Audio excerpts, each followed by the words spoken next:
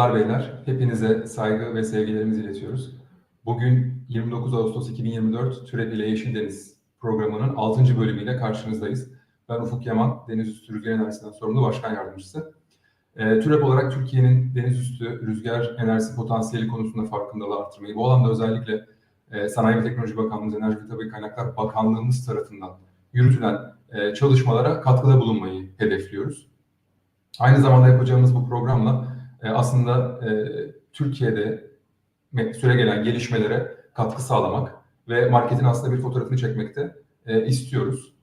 Bunların hepsini bugünkü konuğum olan Afry Hollanda'nın direktörü Imke Maassen van den Brink ile konuşacağız. Bugünkü programda sadece giriş ve kapanış bölümü İngilizce olacak, diğer bölümler Türkçe ve İngilizce dillerinde olacak, diğer bölümler sadece İngilizce olacak.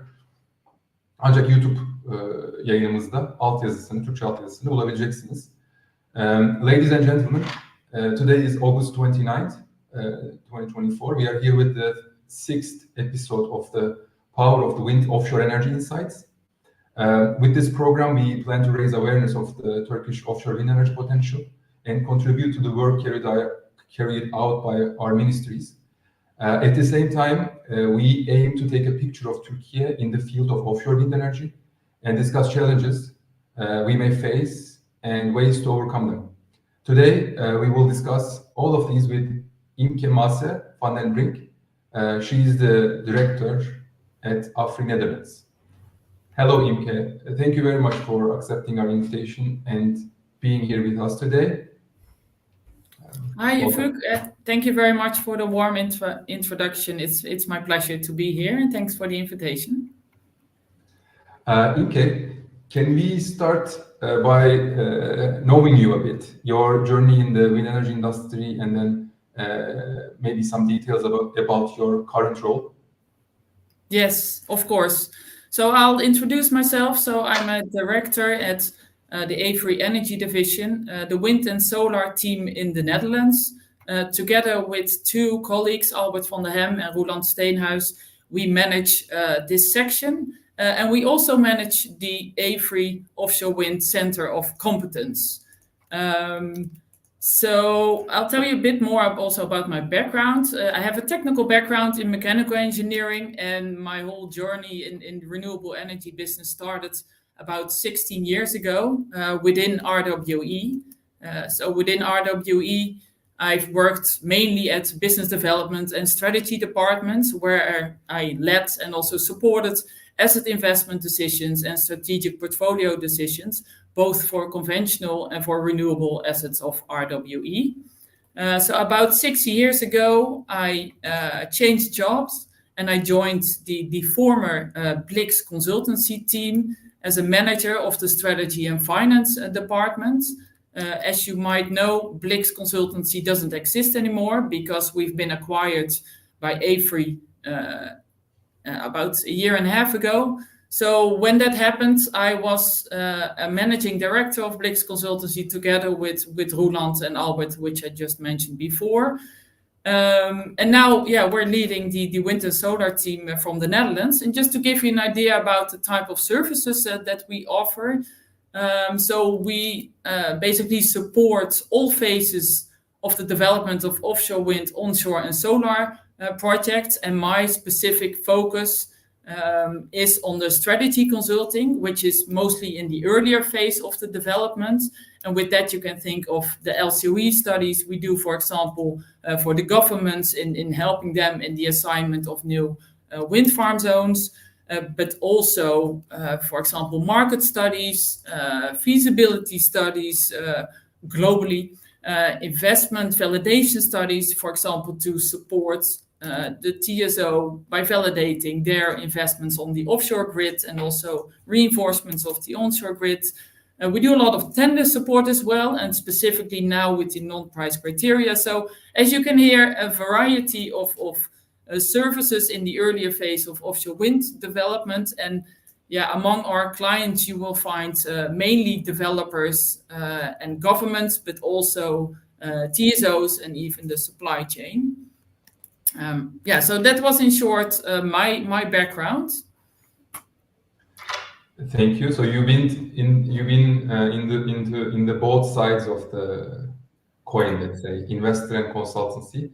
Yeah, A exactly. very big advantage. And yes, the services Afry provides, we are also watching your publications very closely. You provide insights about different markets, which can be a very good example for our market, which is at the ground zero right now.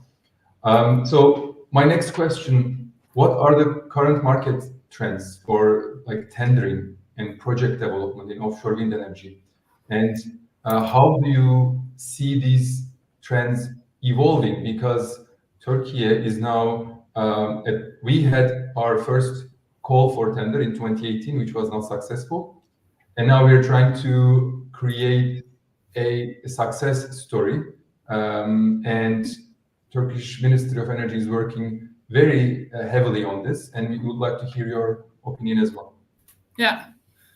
Yeah, so we see a number of trends.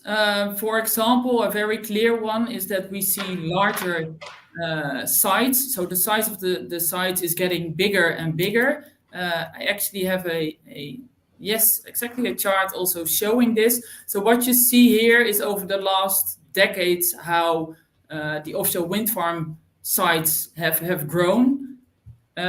This is a presentation of actual offshore wind farm sizes, but if we also take into account the sizes of the sites that are currently being tendered, we actually see that the average is even way above what is presented here. We currently see offshore wind farm sites of about 1.5 up to 2 gigawatts, especially in the more mature markets, while in the emerging markets, it's still more smaller sites. And there's also a reason for that.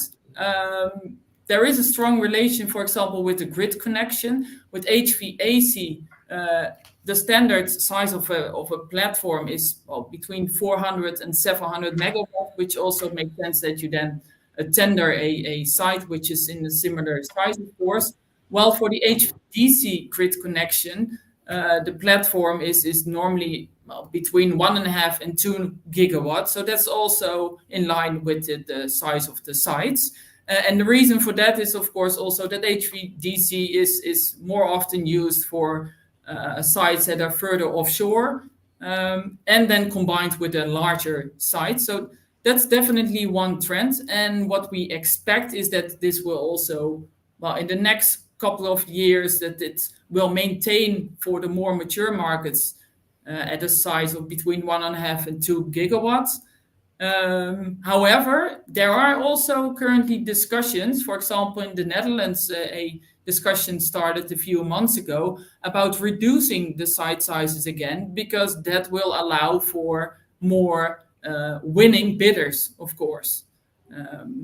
But I'll come back to that one later, because I know you have another question about what we expect for the future. So that topic will definitely also come back. So another trend is that we see more non-price criteria in the tenders, besides a financial bid, for example, topics like ecology, quality, but also ability to deliver the project on time is a very important criteria. Responsible business conduct, but also criteria related to system integration. This is also supported by the European Commission. They have reported their recommendations last May, where they actually ask the member states and really recommend them to include these non-price criteria, either as a pre-qualification criteria or as an award criteria in the tender. But they also mentioned that it, of course, should avoid negative impacts on the competitiveness, because you still want to keep it objective in the scoring. So that's a very important trend as well. Something that's also shown here in the slides. So we've selected a few mature markets in offshore wind: the Netherlands, Denmark, Germany, and Great Britain. This slide is actually an example from one of the reports. It's a public report that we did for the Dutch government a few months ago. They asked us to support them because they needed to make a decision about the new tender design for the upcoming tenders. And we did a very comprehensive analysis about LCOE and also a comparative assessment with other markets. So what you see is that the tender criteria differ among these markets, but well, for these specific markets, they all have some non-price criteria at the moment. Just to give you an example, I mentioned already the Dutch, they have, for example, criteria that support ecology and system integration, but also Germany, they support monopile piling noise restriction via criteria and also job trainee programs. And another example is, for example, that the Danish government, they request from the developers to use recyclable blades. What you can also see is in this chart is the differences among the countries with respect to support mechanisms, which is also a trend that I would like to highlight. We see more and more financially supported tenders in some of the mature, but especially also in the emerging markets. So, for example, well, the UK, they have been using a two-sided CFD. But recently also Norway concluded a tender that includes a production-based CFD mechanism. And also very recently, Italy announced that they will introduce a state aid scheme for the upcoming renewable tenders, including offshore wind. A support mechanism doesn't necessarily mean that they support it financially. You can also have different forms of support, and that's what was just shown in the chart as well. For example, in the Netherlands, what the Dutch government does is that they take care of the grid connection system. And they also tender pre-developed sites. So there's also a difference there among the different countries, not just in the mature markets, but also in the emerging markets. Another trend, and which is also very important also for the developers, is clear offshore wind policies and solid roadmaps. We've seen in the past a few examples where this was lacking, and that resulted in only a few bidders or non-bidders at all in the tenders. For example, in Lithuania, this was also the case. So this is really important as well, that there's a clear policy and solid roadmaps, which also include a pipeline for the development of offshore wind, but also tendering and permitting schemes. Because this, of course, creates trust among the developers, but also the financing institutions. Then the last trend I would like to highlight is the grid connection. That's, of course, a major challenge also for the rollout of offshore wind. We already have existing grid congestion at the moment, and we also see bottlenecks in the supply chain of the grid connection. So this will, together with the delayed grid connections, result in also a delay in the rollout of offshore wind. So luckily also the European Commission is now involved.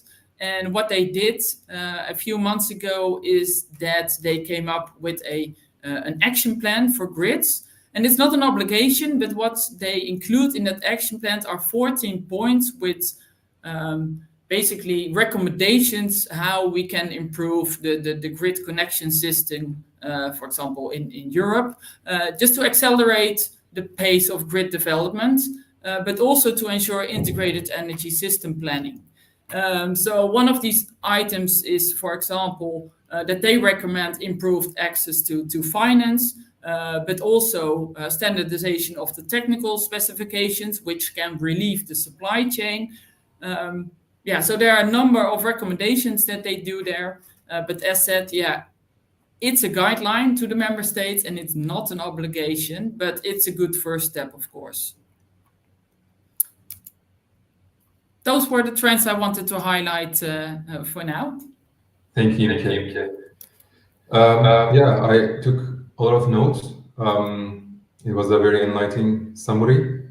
As you said, project sizes are getting larger, but Turkey maybe is in a unique place that you cannot really find good examples maybe within Europe, but in maybe Asia we have Japan.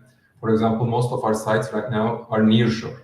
So we are very close, like our potential sites are very close to the shore, which makes it really not feasible for high voltage DC, and they are already located in the populated zone where there is demand. So for the grid side, we are lucky, but from the wind resource and the other studies that we need for a successful tender, we have complications because it's very difficult to predict the wind resource by using the satellite imagery, unlike the far away offshore sites in the North Sea.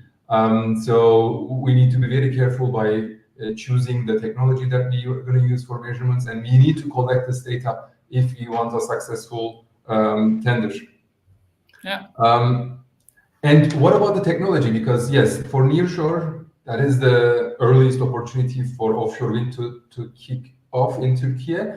But in the future, we might also benefit from floating wind, as it is expected to get cheaper and cheaper. That is not really happening right now. But I want to hear your opinion about this. What do you think about the recent technological innovations in offshore wind that you believe that it's going to be impactful? Yeah. Now, floating offshore wind is definitely one of those big innovations in offshore wind, of course. But let's first start with the fixed foundations, because also there we see innovations which are actually already not just in innovation, not just being developed, but also already there, such as, for example, the larger getting turbine sizes. And I also have a picture for that. Yes, there it is. So what you could see here is that, in the last few years, the turbine sizes have increased significantly. About 5 years ago, we were discussing to develop projects of 10 or 11 megawatt turbines, but nowadays the projects start to contract 15 megawatt turbines already, and even looking also at 20 megawatt turbines, which are not there yet commercially, but they are being developed, of course. So that's also what's shown here. What's shown here is what the actual size was of the projects that were developed and were commissioned. The ones I'm talking about are more in the tender phase, of course. So in the current tenders, they include the 15 megawatts and are looking at 20, but they are not there yet. However, there are also debates about this, of course, because it's for some people, and especially also for the supply chain, it also feels as a race to the bottom. And there are very important reasons for that, which are fully understood as well, because at a certain point, it has been shown by several studies that at a certain point, the LCOE starts to increase and not to decrease anymore with these ever increasing turbine sizes. And the reason for that also lies in the difficulties that the supply chain is facing because of this ever increasing turbine sizes. For example, they cannot recover the investment cost of new factories anymore. But also there's no room for innovation because then already there's a new turbine size that's being developed. Another thing also related to these large turbine sizes, of course, is that they also require larger foundations. And then I haven't even mentioned the larger vessels that are also necessary for the transport and the installation. And that is specifically in a market where there is already a shortage. There is already a shortage in these installation vessels. And now with these ever increasing turbine sizes, it's getting even more and more important and challenging, of course. And then it's not just a cost aspect, but it's of course also a procurement and a planning aspect.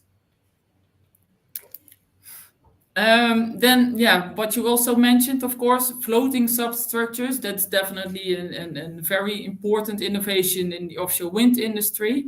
However, it's not commercially mature yet, and at the moment there are still about 20 different designs in the market. There is, for example, no commercial scale project yet. However, in France, they recently tendered a first commercial scale floating offshore wind tender. And then it will also be very exciting to see how these big turbines will behave on those large floating structures. Because probably also the power curves and the loads might need to be validated again. Another thing that comes with these floating substructures, that's also what we heard during the conferences, is that there are a lot of discussions about the impact on the cables. So we see that technological improvements are needed for the inter-array cables, for example. So we need dynamic inter-array cables for these projects, and that is also what the supply chain and the industry is currently looking at. Then after that, maybe as a next step, it will be very interesting to also have a look at floating substructures, because that could also be very attractive for the future, of course, once you have a look at a more integrated offshore wind farm, including other technologies like batteries and electrolysis, and then further offshore, of course. So that's something for the longer term. At the moment, we don't hear that the supply chain is actually looking into that already, or not developing it yet, although there will be research, of course. Another innovation that we do expect and also experience already is innovations related to wake reduction. Because you can imagine that with the bigger getting sites, but also a more packed seas and higher densities also of the offshore wind farm sites, that you will have higher wake losses. And what we currently experience is that lots of the offshore wind farms that have been developed in the past, actually they don't operate as well, or they don't deliver as much electricity as was modeled before. Why? Because there was not enough knowledge yet about these long distance wakes, for example. So this is also a challenge that is seen by the government. So, for example, the Dutch government also initiated research projects to get a better understanding of wake losses within the wind farms, but also in the North Sea, where you currently have a lot of offshore wind farms and more to be developed, of course. So there is definitely room for innovation, for the modeling of these wakes, but also more from a technical point of view to develop control strategies, which are driven by software, of course. So then it becomes more of a control system technology innovation. So that's those were the few innovations that I wanted to highlight. Thank you. You mentioned about wake reduction by, I think, wake steering, right? That is a very important topic, because onshore we are used to having on average like 3-4% wake losses, but at offshore we see like 10%. Or even more. High investment costs, like for the foundation and other balance of plant infrastructure. And you also mentioned, it's very interesting, that rapid increase in the turbine size is disrupting the technological innovations at the floating fixed bottom foundation turbines as well. This is a very interesting point. And you mentioned about the tender in France, but I remember I read it. It's the grid infrastructure is going to be handled. Grid connection will be handled by the government. But they dropped down to 95 euros per megawatt hour. Before proceeding to my next question, do you think this is really achievable with the European-made wind turbines? You mean if it is achievable for that price? Yeah. I think it will be challenging. Yeah, especially given the increase in LCOE that we've seen over the last couple of years. Of course, up until well, you could say up until last year, there was a significant decrease in LCOE. But now with the current market conditions in the supply chain, the increasing interest rates, the high demands by the government with respect to tender rules and the non-price criteria, there's a lot of competition also among these countries, of course. So I think it will be challenging. What about the financing? Considering your background in the strategy and finance, what are the most critical financial strategies, especially for the early development stage that we are in right now in Turkey? From the financing perspective, what are the points that we need to be careful about? Yeah, so we do quite a lot of LCOE analysis, and what we see is the financing plays a significant role, and also that has significantly changed over the last few years. But it also differs per developer and per project. So we see as a de-risking measure some that could be supported by the government with respect to the financing part. For example, supporting the demand. If there's the lack of demand and you still have a lot of supply, of course there's a mismatch. It doesn't work. And that is also the feedback that we got from the developers during the study, which I talked about, in which we advised the Dutch government about the next tender design. A lot of the developers mentioned to us, as long as there's no demand, then we are fully dependent on PPAs. And there's also no support scheme at the moment in the Netherlands. So it's highly uncertain, of course. And with that uncertainty, they will apply a high risk premium. So that's definitely something that the government could do.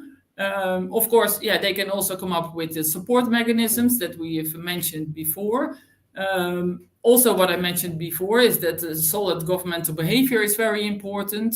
So clarity about these roadmaps and the policy. But another one is, for example, smaller projects. What we now see with the larger projects is that there's also larger risks for the developers. And not all of these developers are big enough to handle those risks. And smaller projects could help there. So that's one thing to consider also for governments if they really want to proceed with the 2 gigawatt tenders, or if 1 gigawatt tender would also fulfill, especially because then you will have more bidders, and you will also, it makes it easier for the smaller developers to participate in these tenders. Another thing that we see is that the risks are being divided among different parties within a partnership.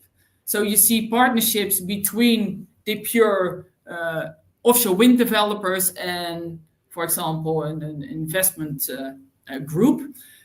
Because this investment group normally has access to lower cost of capital, while the offshore developer has the familiarity and the capability of developing such an offshore wind farm. So that is definitely also a de-risking measure that could be taken. So what's shown here in this chart is how the LCOE has developed over the last couple of years. And you see that the LCOE actually increased. Well, prior to those years, there was a steep decrease of LCOE, of course, for offshore wind farm projects. But you also see the green bar, and that is the financing cost increase. This is mostly influenced by the higher interest rates, but as mentioned before, it also includes this higher risk premium, because the developers experience more risk due to the conditions in the market and the conditions with the supply chain. So what we expect for the future is that, the cost will, or the LCOE will remain largely unchanged for the next couple of years, let's say until 2030. But from that moment on, the whole industry and also the countries where offshore wind is being developed will mature, and we expect to see a slight decrease again. For example, we did such an analysis for the Norwegian government very recently, and there we saw a 25% decrease in LCOE for offshore wind projects up until 2040. So this is all for the fixed foundation projects. For floating, we expect to see a larger decrease in costs. Why? Because at the moment it's of course not mature yet, so there's more room for improvement. So we expect a decrease up to 50% up until 2040, 2050. But what's important to note here as well, you cannot just compare one LCOE with another, because there are different ways to model LCOE, and we have experienced that lots of times. So it also depends on how you calculate the LCOE and what you include in your LCOE. Do you include the WACC, debt ratios, inflation, the tax regime, etc., etc.? And we once actually came in the discussion also because we calculated an LCOE which was 20 euros per megawatt hour lower than the one that a competitor calculated. But when we compared how we calculated the LCOE, we actually came up to the same number because we simply included different things in the calculation of the LCOE. So that's important to keep in mind. Does this answer your question? Yes, perfect. Smaller projects, of course, will allow more developers to get in, but then it might also drive the LCOE up because of the scale. And I've been following the market for a while now, and I'm seeing that all the forecasts are adjusted upwards for the offshore LCOE. And in most of those forecasts, they were underestimating the cost reduction in the onshore wind, which resulted there is still some potential for reduction there as well. And however, this is I don't agree with the approach, with the view that compares onshore and offshore, because there are different technologies, and if we want to fight the climate change for real, we need all of these resources, because the wind regime is completely different in the North Sea versus southern Germany. And when you have no wind in the southern Germany, you have wind in the North Sea. Absolutely true. And then you need less storage mediums. Yeah. And this has to be taken into account. Thank you, Imke. I think this is all of my questions. If you have final words before we close, please. Yeah, just one final word, and I think it's also the last slide. It's just that we are happy to support the whole industry, of course. So with this, I would like to share also our contact details. Always happy to have a discussion about these kind of topics and support parties with strategic advice, but also for these kind of sessions or workshops or whatever. We will also be present in Hamburg with a huge stand. I think it's in the first hall where you enter. So yeah, it would be nice to see you in Hamburg in a month from now, approximately. Yeah. And thank you very much also for this interesting discussion. And keep up the good work. It will be great if you can realize the 5 gigawatts by 2035 in Turkey. Yeah, that's what we are working for. And thank you again for joining us today. We have reached the end of our conversation with Imke. Your insights were valuable. Thank you very much again, sharing them with us. And a big thank you again to Mesut Kılıç for organizing the webinar series. Let's keep these important discussions about the future of offshore wind energy going, and have a wonderful day. Değerli izleyenler, katılımınız için teşekkür ederiz. Programın başlangıç bölümünü kaçıranlar için YouTube'da bir kaydımız olacak ve burada yine Türkçe altyazı da bulabileceksiniz. TÜREB olarak rüzgarın olduğu her yerde yer almaya devam edeceğiz. Bir sonraki programa kadar esenlikle kalın. İyi günler.